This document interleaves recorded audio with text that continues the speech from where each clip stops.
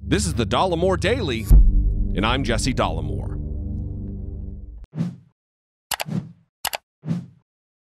In the course of a New York State investigation of Donald Trump's hush money payments to Stormy Daniels, last month the Manhattan District Attorney, Cyrus Vance, subpoenaed Donald Trump's tax returns.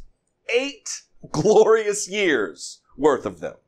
And as a brief reminder, Trump's slimy fixer, Michael Cohen, was convicted in federal court over these payments, and the further federal investigation came to the totally not to cover for Donald Trump conclusion that there would be no further charges in the matter, even though the payments were made in service to Donald Trump. Bill Barr's Trump Justice Department is a shameless outfit, if you haven't noticed.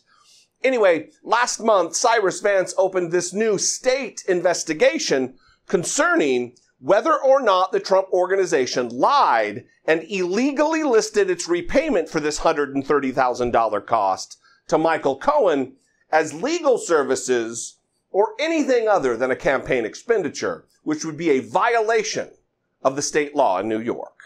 Well, as expected, Donald Trump sued, and yesterday, a federal U.S. District Court judge ruled that the subpoena for his taxes can stand. So Donald Trump's accounting firm, Mazars USA, is almost on the hook for turning over his veritable treasure trove of revealing documents. Almost.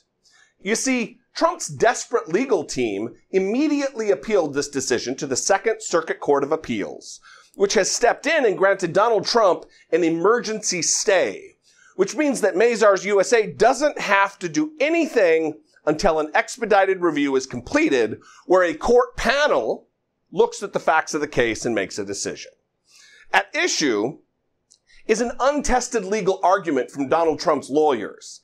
They contend that the Constitution protects sitting presidents from all criminal investigations while in office, even state and local ones, which U.S. District Court Judge Victor Marrero completely disagreed with.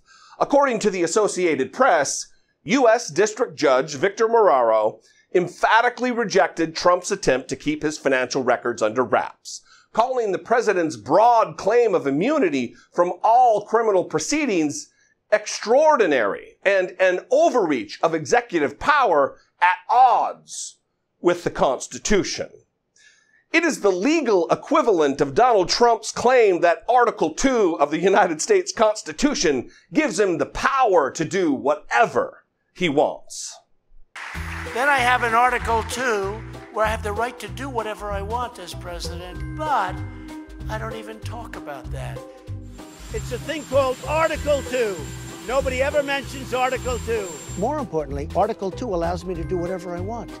Article 2 would have allowed me to fire him. So it sounds but like I wasn't going to fire. You know why? Because I watched Richard Nixon go around firing everybody, and that didn't work out too well. So very simply, Article 2 would allow me to do. I could have done anything I wanted. I don't even bring it up because we don't even get there. Absolutely, I have Article 2. It gives me all of these rights at a level that nobody has ever seen before. We don't even talk about Article 2. So, now, this is really just a brief update on what's going on in this ongoing saga to dive into the likely financial impropriety contained within the voluminous pages of Donald Trump's tax returns. Remember that he promised to release them to the American people over and over and over again. And like with just about everything that comes out of his pie hole, those promises were nothing but sickening lies. But when you run for president, will you release your income tax returns? You know, it's something I haven't even thought of, but I would probably I probably wouldn't have a problem with doing it. Mitt was hurt really very badly by this whole thing with the income tax returns. April 1st is the time that historically everybody gives them, and everybody has done it for many, many years. You know, when we're talking about the tax returns, if you didn't see them, and the tax returns look like they're fine, but if you didn't see the tax returns, you'd think there's almost like something wrong. What's wrong? Obviously, it's not something I thought of, but I have no objection to certainly showing tax returns. I want to tell you right now, I have no problem with giving my tax returns. I'm very honest on my tax returns. What is your tax rate?